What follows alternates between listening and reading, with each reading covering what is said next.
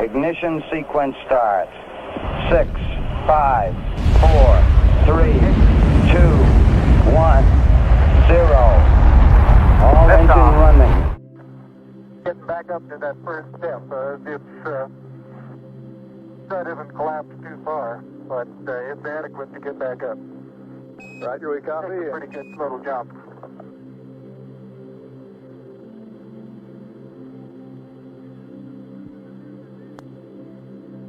Okay, Neil, we can see you coming down the ladder now. Yeah, we can see you coming.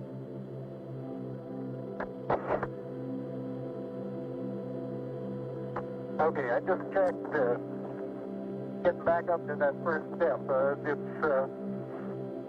That isn't collapsed too far, but it's one small step for man, one giant leap for mankind.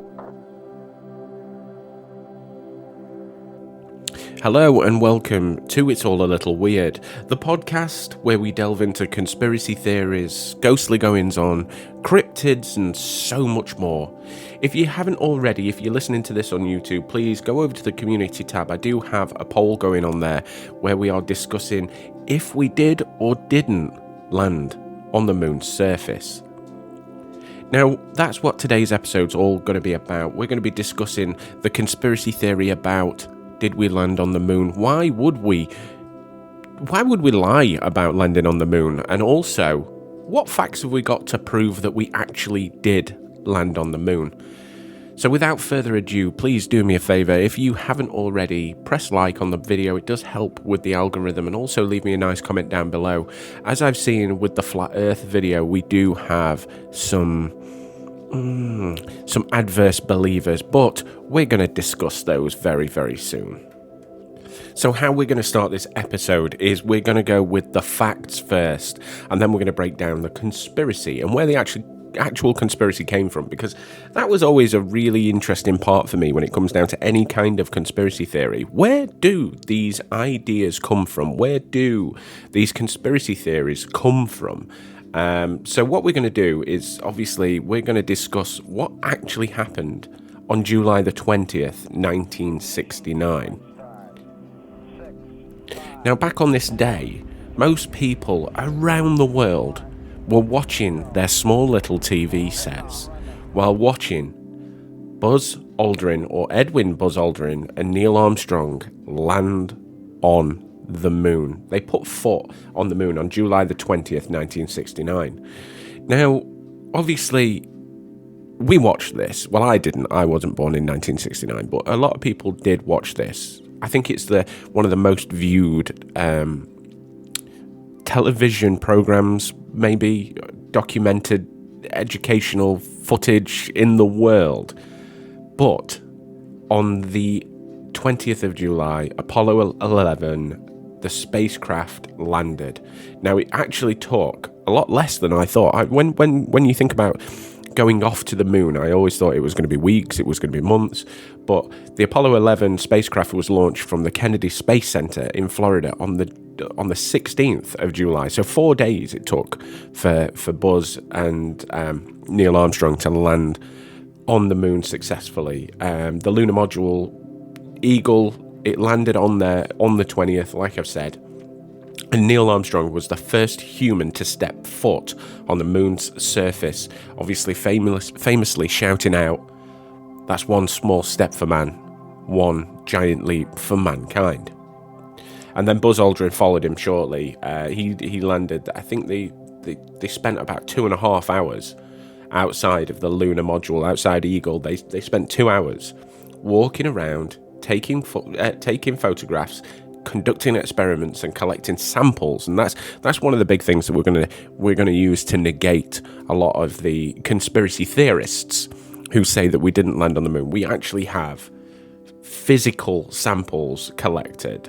There was also a third astronaut on the mission who remained out in orbit. So can you imagine being that guy? The poor guy, he's gone up to space, he's not landed on the moon. But Michael Collins was the third astronaut who was on this mission, And he just literally floated by, watching these two guys make history and land on the moon. The moon landing was watched by an estimated 530 million people. 530 million people worldwide. And that amount is absolutely staggering. But the mission was successfully achieved, a goal of demonstrating American technology superiority in the Cold War space race with the Soviet Union. And obviously this is one of the big parts that sort of came to fruition when it comes down to the conspiracy theory. Why would we go out to do that, and why was it done in such a small space of time?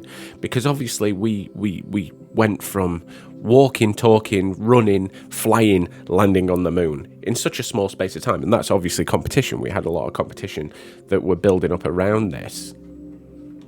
But good old America wanted to beat the Soviet Union into space, and that's obviously what drove the space race. Competition drives every single thing. If you give someone a reason to, they're always gonna fight for it.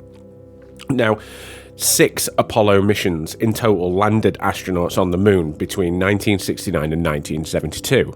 Now, one of the other sides of the conspiracy theory and what people like to think is obviously why, if we went up to the moon, did we not go back?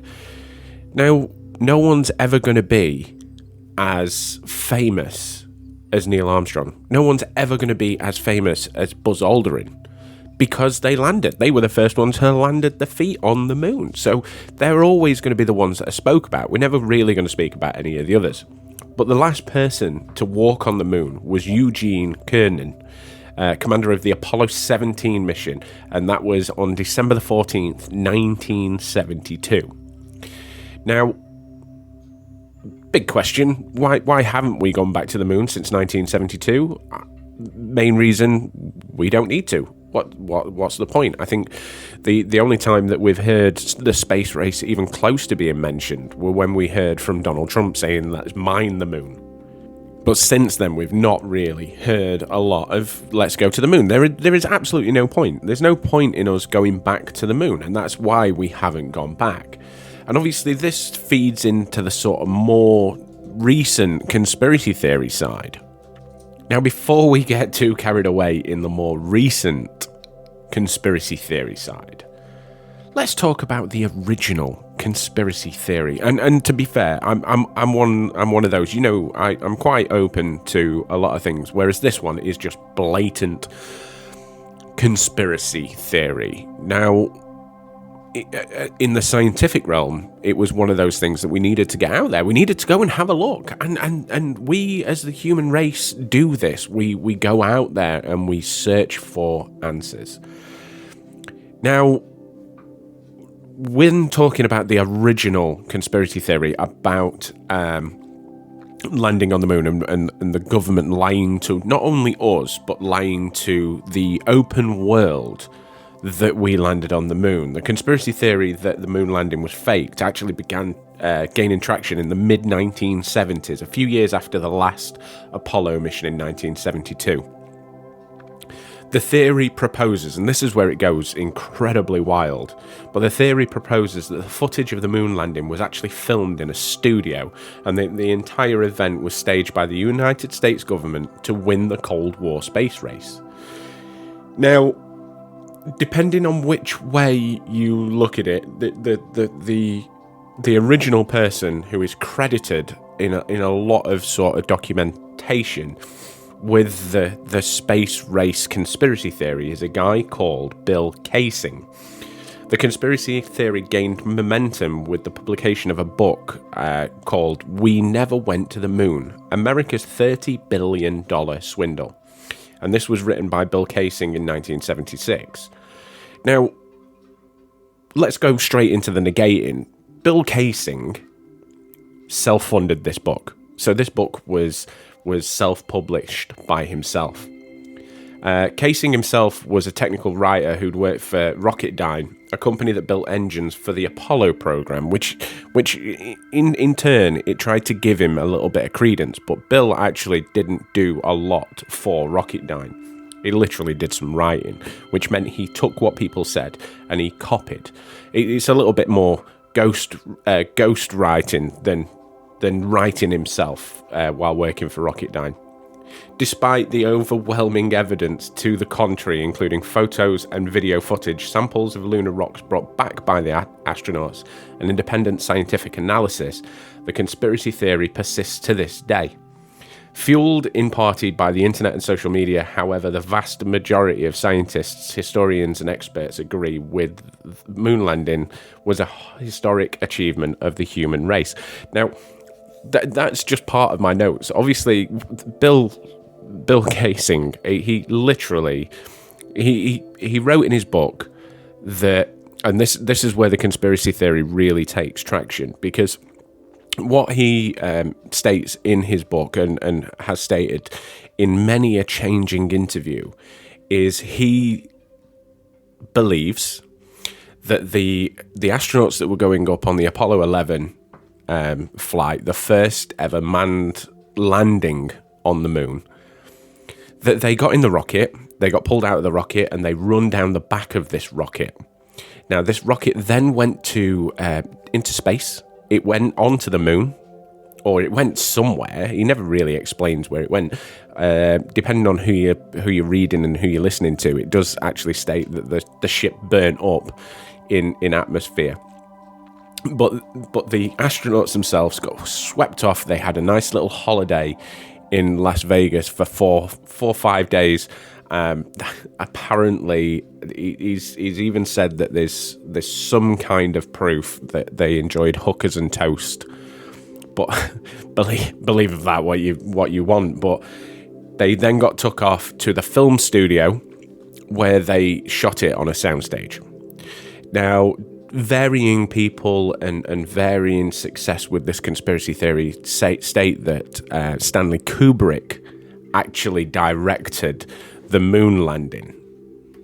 So not only are we saying that the government decided to stoop the entire world, but Stanley Kubrick also, legendary director Stanley Kubrick, directed the moon landing. Now, I've read quite a lot about this, and one of the biggest factors with this conspiracy theory is there has got to be thousands of people who know this. So if this was true, let's put ourselves in the example if it was true. If it was true, there are thousands of people who work for NASA and thousands of people who work for the government. Now, rule of thumb is at least one of those people would come out and would state one thing: this is fake. They would come out to $1 million book signing deal. They would come out to interviews, and they would be given whatever they wanted to be able to leak their information. And that's the big thing. There's no leaks on this. There's no anything other than factual evidence. There's not. But before I get too ahead of myself, let's go into why the conspiracy theorists think that this video footage, that the whole conspiracy theory sort of boils down to this video footage actually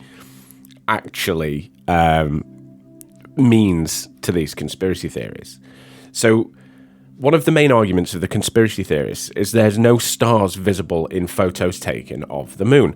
Now, we're going to talk about a little bit about photography here. So, when they're taking pictures of an almost reflective surface, which the moon is, and it's apparently lunar daytime, I'm not 100% sure on the science behind it, but the exposure on the film will not allow you to take pictures of the stars. Even today's technology, if you were to take your phone outside and try and take a picture of a celestial body, guess what? We can't. So that's obviously negating one side of it. They claim that this proves that the photos were taken in a studio, as the starry background would have been difficult to fake.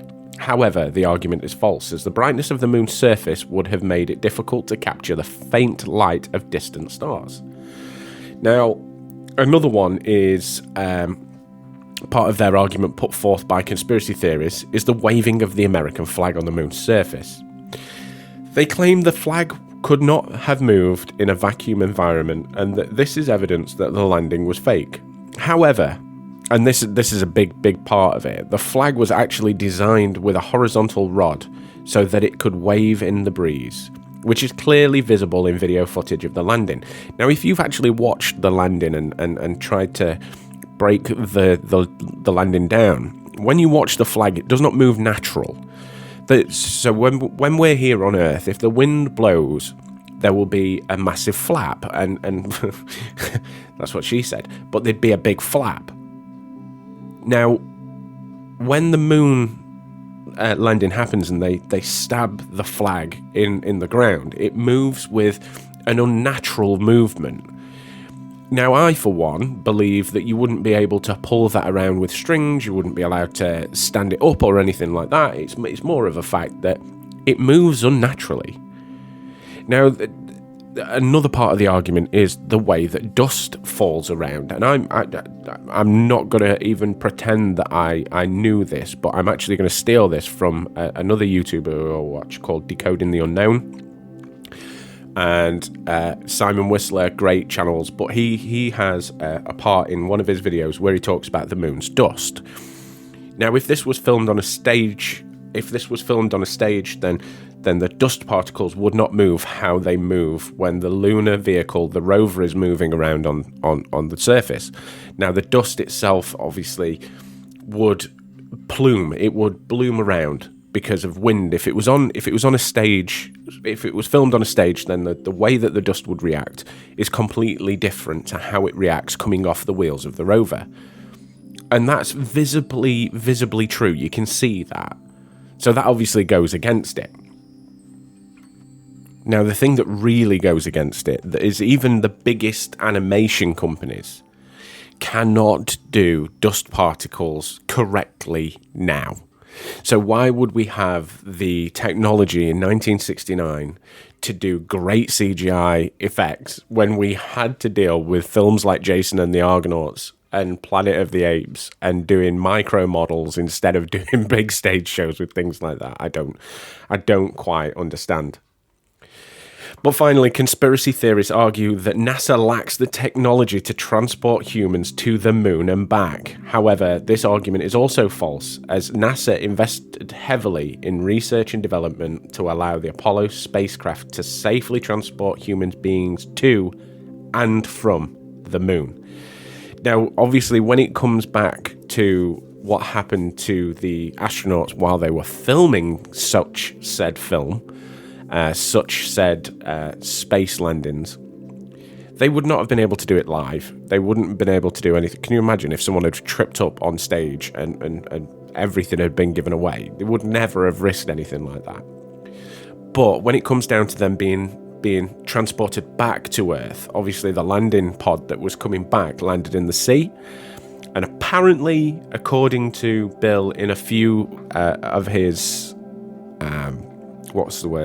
a few of his interviews, they were transported back and they were put in the sea, or depending on which other one you listen to, they were put in a pod and the pod was put into a plane and dropped out of a plane, so they landed safely back on Earth.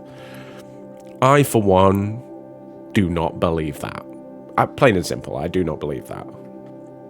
But moving away from the actual conspiracy theory origin, a lot of people found the new day moon landing conspiracy theories and NASA conspiracy theories on the idea of why haven't we been back. Now, I touched on this ever so slightly when we were talking about this, but we haven't been back because there's no need. There's no need. And when they say we've never been there, we have, because we brought samples back. We've got moon rocks, we've got dust particles, we've got evidence. Now, one of the big sort of power plays that we've got as realists is the laser guided system. So they put some pads on the lunar surface, and what they do is they are able to test the distance between the Earth and the moon. And obviously it comes out that the moon is moving away from us at 3 centimeters a year or something along those lines. Don't quote me on the numbers. I can't actually remember. I haven't got it wrote down in front of me. But they have these mirrored surfaces on the moon, so we can fire a laser up and it will reflect back. That is one thing. There is 4 different satellites throughout the entire world where we can actually view the moon's surface, and we can actually see the space trash that we left on there, that we forgot. I know I like a bit of camping and wild camping and stuff like that, and they always say leave no trace, and it always makes me laugh that we left a trace on the moon. But we did. But we can actually see all of that. We can see the moon rover. We can see the landing marks. We can also see the footprints that are still on there, because obviously the particles of dust on the moon act differently to particles of dust down here. And they will be there forevermore. So if we're ever going up against anyone who's trying to do the conspiracy theory rule of we never landed on the moon, unfortunately, we've got a lot of proof. And when they turn around to us and say, why don't we go back to the moon, then we don't actually need to. We've got everything that we need. We have got everything that we need. The next thing we need to start doing is exploring our rainforests and exploring our seabeds. Forget about going out to the stars. We need to look at what's down there. Now, obviously, when I've discussed about a lot of the things, we're actually debunking as we go. So I, for one, believe that we landed on the moon. I don't know what you guys think, but let me know down in the comments. I firmly believe that we did, and I think, honestly, if we didn't, then we have been duped massively, because there's thousands of people who knew about this, and thousands of people who didn't leak. So all it would take is a few people, few rich. Elon Musk, fancy digging your hand in your pocket? Because what you could do is offer £1 billion, $1 billion to anyone out there who had some ilk of truth about us landing on the moon. Because, let's put it this way, the man's going to stay rich. Because to this day, I still believe that we landed on the moon.